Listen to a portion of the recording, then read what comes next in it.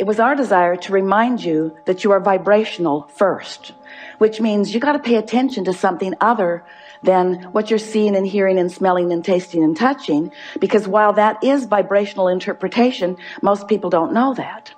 So it was necessary to help you to understand that you are emitting a vibrational signal in order to help you to understand that your signal that you are emitting is being answered all the time, and that's what equals your life experience, period. Most humans don't know that, and in many cases don't want to know that, because they don't want to assume responsibility for what's coming, especially the parts they didn't want to come. Abraham, I'm sure I'm not the creator of my own reality. I would not have created that. And we say, we didn't say you did it on purpose, but you did do it.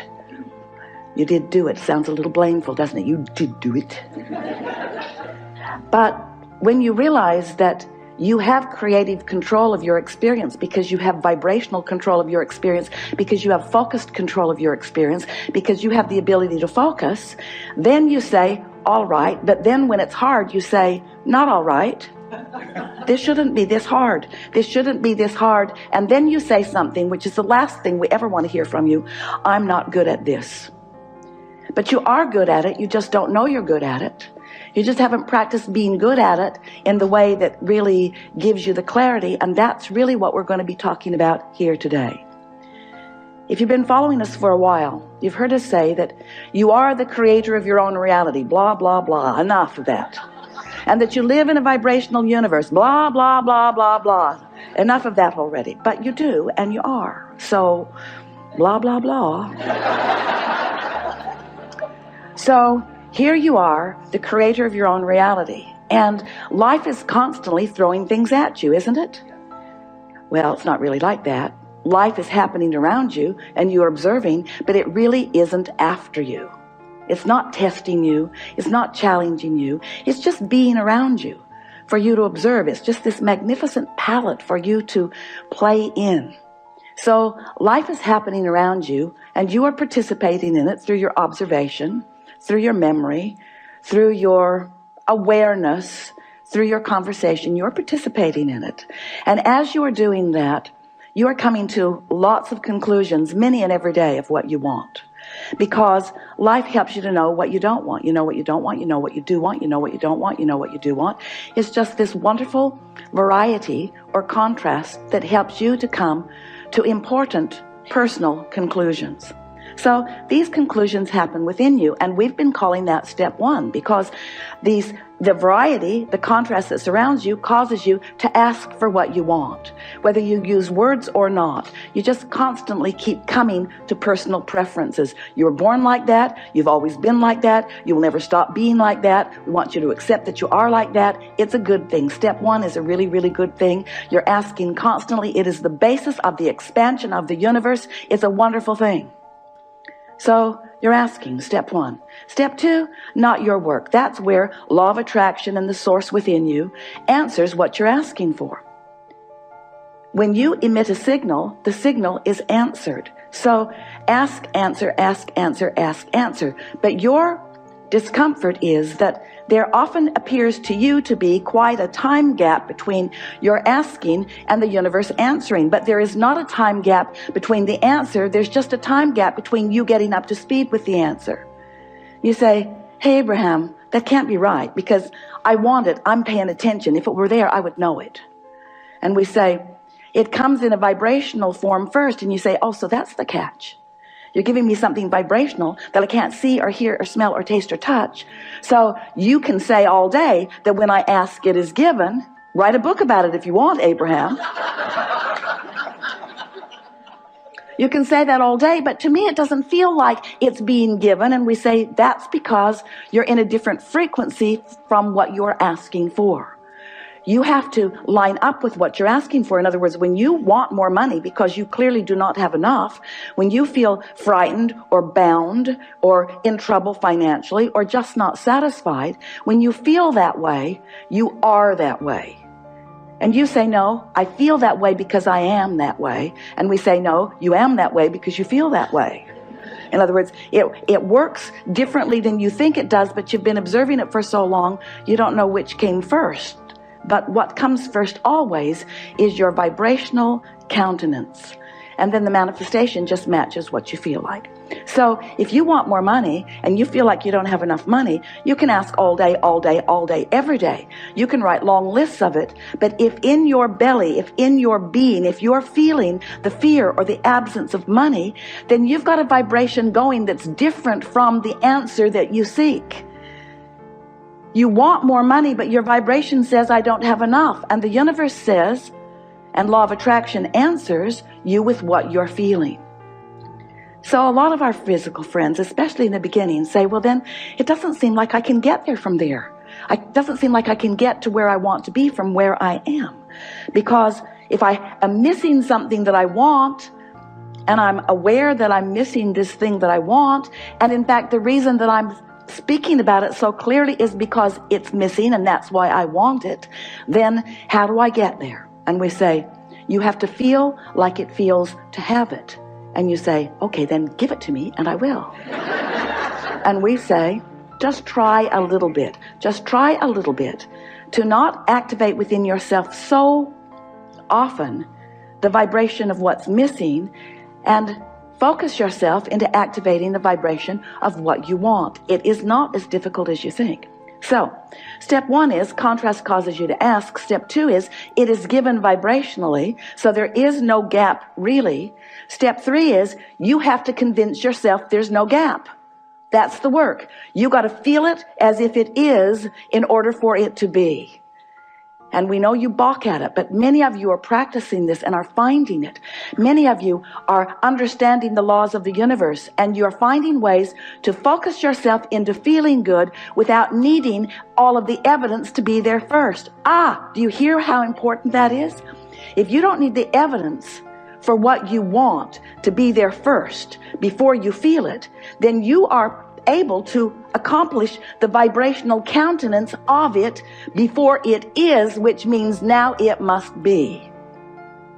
And Esther said, please, please, please, let's call it step 4. Please, please, please. Can't we call it step 4? We need another step. We need another step, Abraham. Please, please, let's call it step 4. And we say, all right, step 4. So you ask step 1, source answers step 2.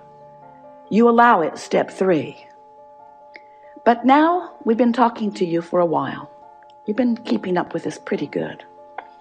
And we're saying to you that if you don't try so hard, if you just accept that you are naturally good-feeling beings, and when you wake up in the morning, before you start thinking about the things that you've got to do that you don't want to do, before you start remembering the injustices of yesterday or 10 years ago, before you remember that you're going to that place today to work that you really don't want to be, before your kids get up, before any of those things happen that challenge your sense of well-being, if you can get hold of that sense of well-being and just sustain it for a little bit with really general thoughts, because if you get specific, it usually doesn't work as well.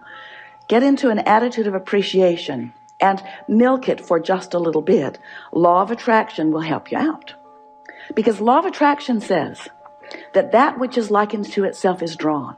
And law of attraction will give you, it's not really giving it to you, it's just the way it is. It's like gravity doesn't give you attachment to the planet.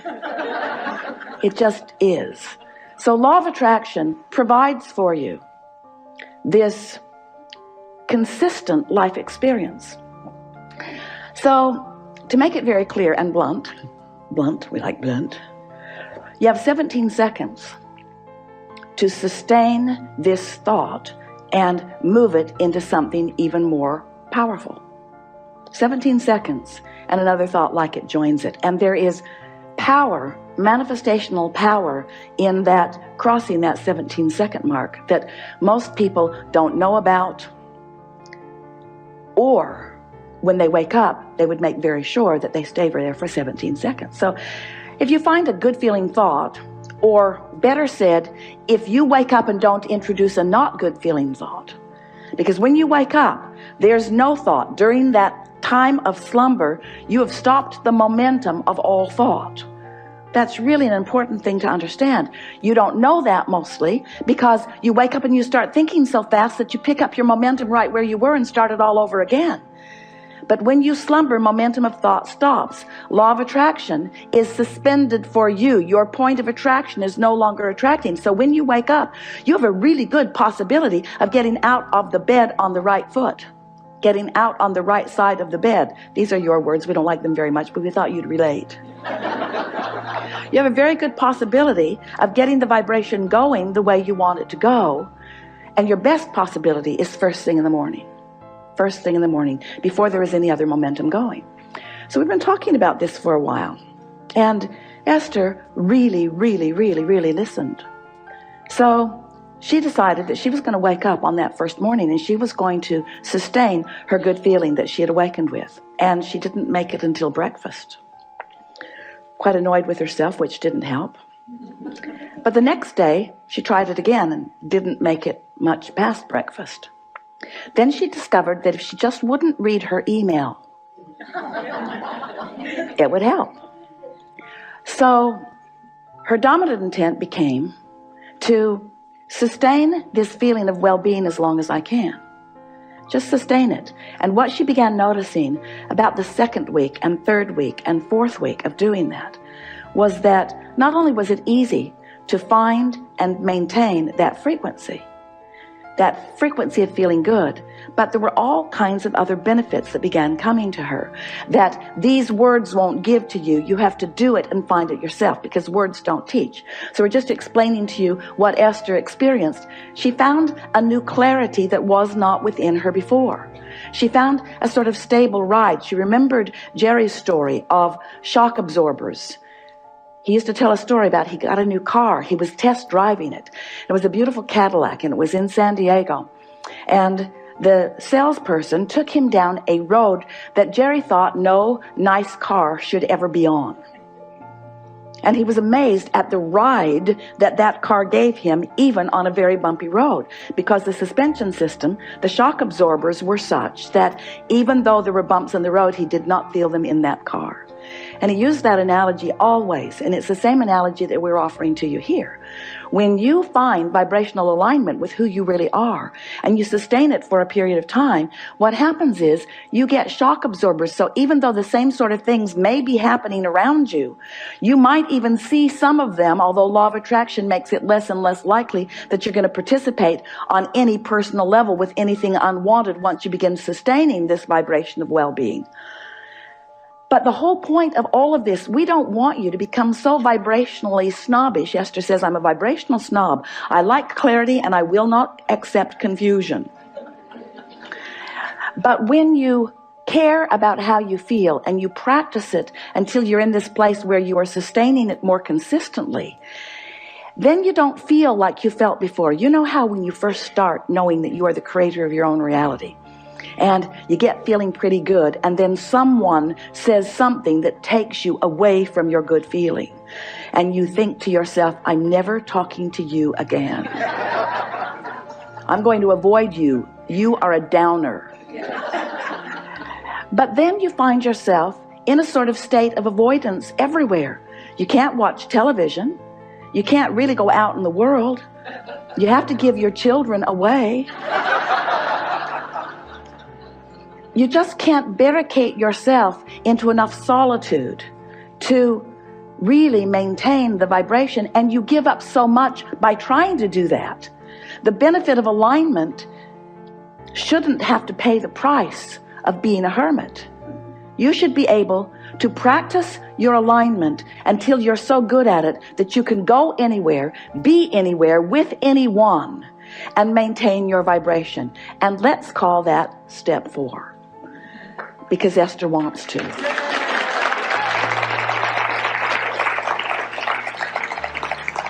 So what it requires really is enough determination to focus first thing in the morning, and until you know that you've got it and you're able to maintain it, and then to simply watch what happens in your experience as a result of that newfound alignment and that newfound clarity.